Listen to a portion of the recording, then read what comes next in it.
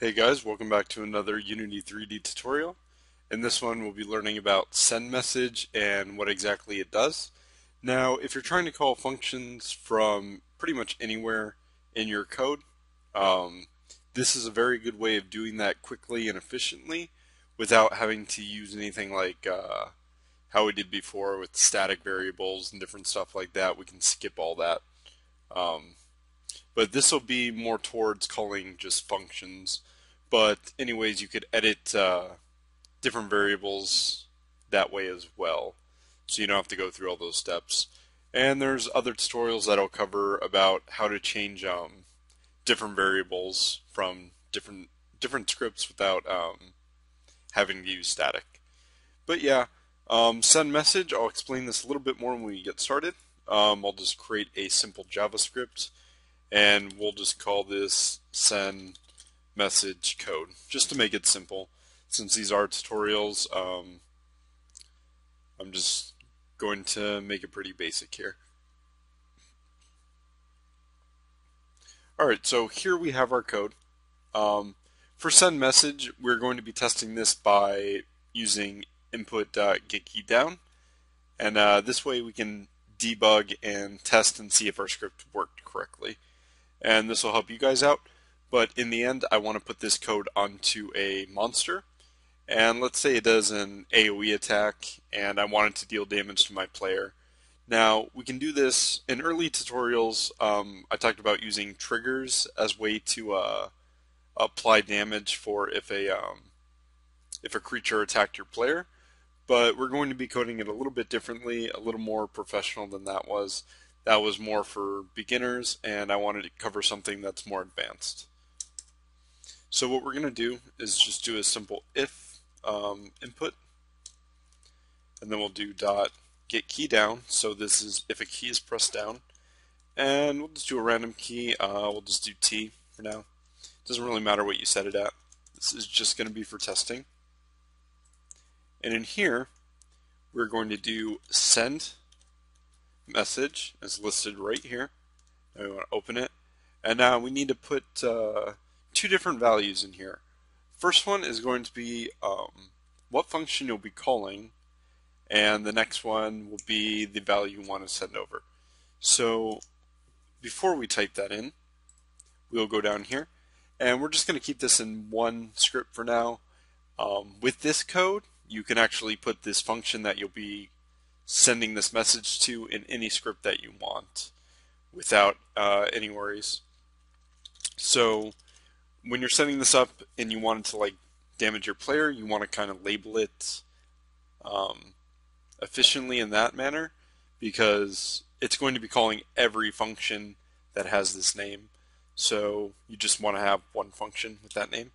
So we'll just call this, make it simple, just damage player. And in here, we want to put the value that we'll be sending over. And so we can name this whatever we want. We can name this just damage. And we can call this float. So a float is pretty much just a decimal number. So like 1.5 or 2.5 or whatever. If you want to make it a whole number, just do an int instead. Close it off just like that. It's just like creating a normal function, but we're putting values in here. Now what we want to do is we're going to copy this, because this is the function that we want to call. Now what's different with send message, normally to call a function, we would just go damage player like that to call it. So every time, if we didn't even have this in here and we just did that, it would call the script. But it wouldn't be transferring over any of these values that we want. And you wouldn't be able to call this in any other script unless you added a bit of extra code to call this specific function. So I'm going to show you how to do it this way. So send message, damage player, so we're going to be calling that when we press down the T key, comma, and the value that we want to input. Now for this, I'll show you two different ways to do something cool with this. So one would just be entering your number like this, and closing it off. Every time I press T, it'll send the damage here, and yeah, the damage will be applied if you say it's applied. So in here we'll do debug.log. Now this will show up in our debug console, and we're going to put damage in here because we want to see, how much damage we did. And we'll save this off. So we'll come back to this in a second. Just want to show you guys what this does. We're going to bring up the console, and it doesn't want to bring up. Let's clear that, and we'll start our game real quick.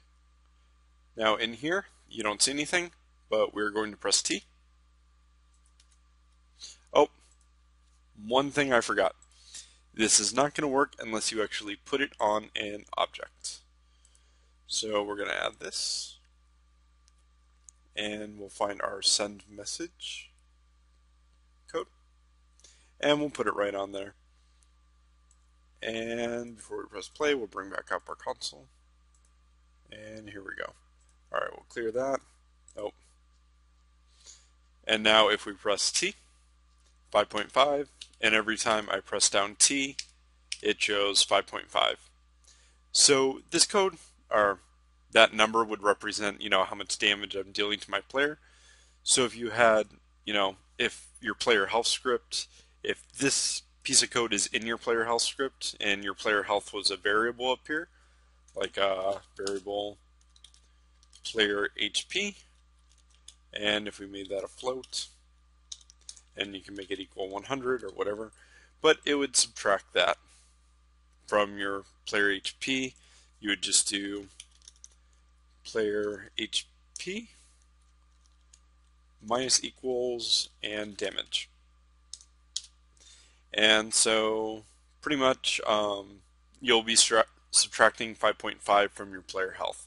And then you can do in your update, if your player health is less than 0, your player's dead. Something simple like that. So we'll close that off real quick, and I'll show you guys how to do one more thing with this. If you don't like that number, there's different ways you can calculate this out, and you can use different variables like we did before to put into here for an int or a float, or we could just do this, random.range. Now this will grab a random number from what the value input, so maybe something between 1 and 100. So I believe that would do 1 to 99, if that's correct. But yeah, and then if you wanted decimals, you could do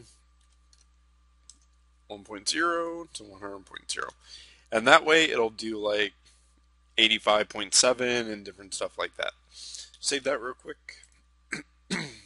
Jump back in here. Tap back in here. Don't want that.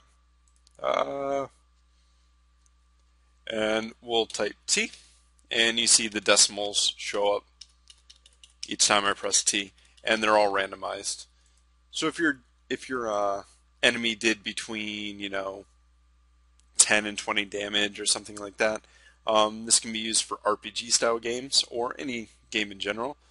But yeah, I'll be showing you guys how to use this code in the future to actually place it on a enemy, like how we were working with the AI earlier in the other tutorials, and actually have the enemy hit the player and deal damage, or even have the player hit the enemy and use the same style of send message to the enemy itself, or something like that, or whatever. We'll just go over it later.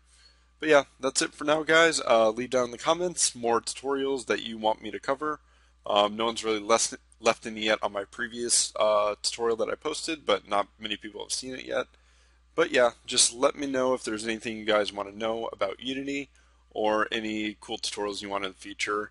I like making RPG tutorials, and I have a couple more things planned out, but not too many yet. So yeah, stay tuned, guys. Later.